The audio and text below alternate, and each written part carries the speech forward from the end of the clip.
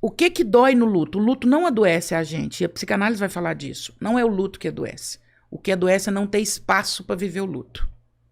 Coisa mais terrível que você pode falar num velório para alguém é seja forte. Não há o que ser forte. Só sinta. Sentir já tá pesado demais. Não há o que ser forte. No velório a gente deveria falar pro outro, faça o que você quiser. Grite, berre, escandalize, estribuche, não faça nada, fique calado, faça o que você quiser. Então a gente adoece porque não tem espaço para viver o luto. Não tem quem suporta ouvir a gente falar sobre o assunto.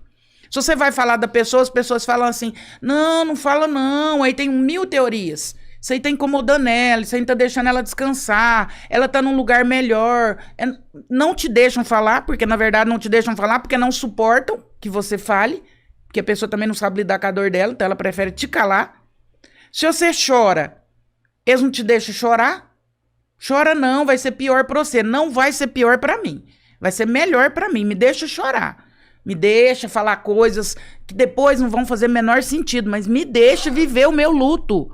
O luto tem que ser vivido. Quando ele não é vivido, ele adoece. A psicanálise vai chamar isso de catexia. Existe uma energia no luto. A pessoa existia. Você imagina, você desenhou a sua vida com aquela pessoa. Vamos pensar aí num marido que perdeu a esposa.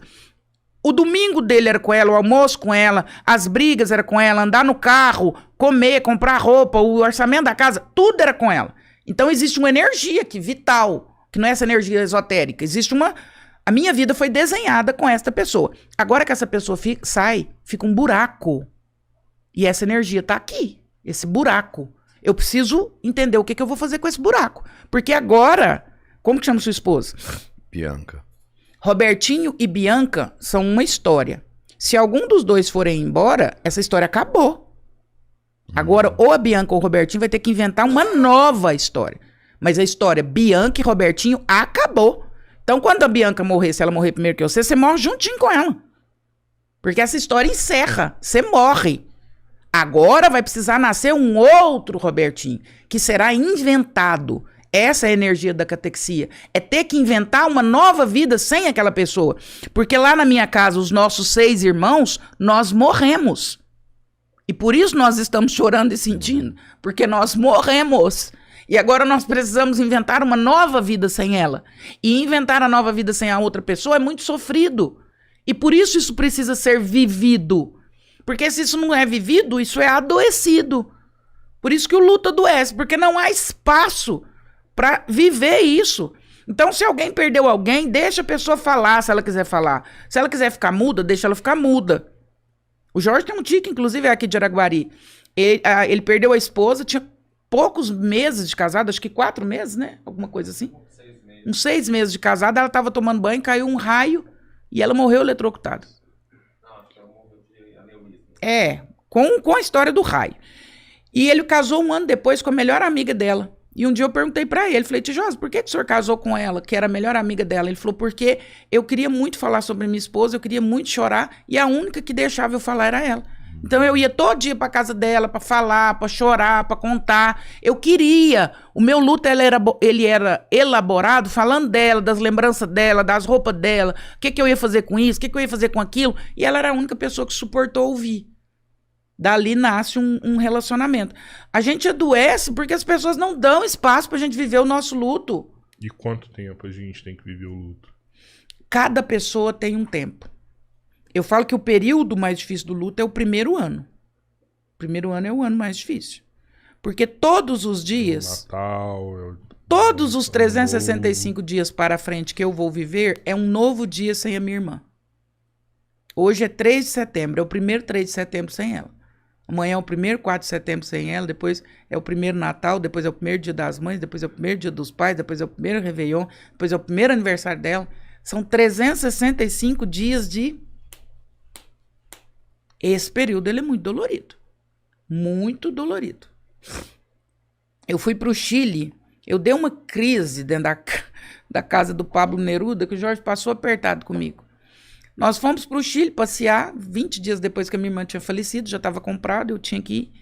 Tô lá dentro da casa do Pablo Neruda, escolhendo lembrancinha para todos os meus irmãos. Escolho 6 lembrancinhas. Escolhi uma lembrancinha para ela. Quando eu peguei a lembrancinha, que eu olhei pra todos e eu falei, essa é pra ela. Aí eu desabei, mas eu chorei, mas eu chorava de sacudir. Porque é a primeira vez que eu viajo, não levo lembrancinha pra ela. Então são todas as primeiras 365 dias sem ela. Então esse período, ele é mais doloroso. Depois, a saudade vai ficar maior. Vai continuar doendo. Mas talvez a dor fique macia. Você se acostuma com a dor, É. porque ela não vai deixar de existir nunca mais. Ela não tem ponta, né? Ela deixa de ser uma pedra com ponta. Ela vai ficar numa pedra redonda, mas ela continua uma pedra. Você falou que você ainda não teve seu choro. Não, Mas ele tem que acontecer, né? Tem. Todo mundo tem que... tem. Você não pode segurar ele pra Ele cima. precisa ser um choro programado. Eu vou viajar daqui uns dias, eu vou pra praia, talvez vai ser lá. Eu sou muito assim, né? Eu sou muito... Não, eu pensei nisso programar. É muito, Andréia. Muito. É muito intenso, é muito planejamento. É muito eu sou extremamente programado. Por exemplo, todos os dias eu reservo um horarinho pra eu chorar. Todo dia. Eu falo, agora é minha hora de dar uma choradinha. Aí eu vou lá, ponho uma música, olha alguma coisa, dou uma choradinha pra dar um... Todo dia. Isso faz bem. Eu preciso. Eu preciso.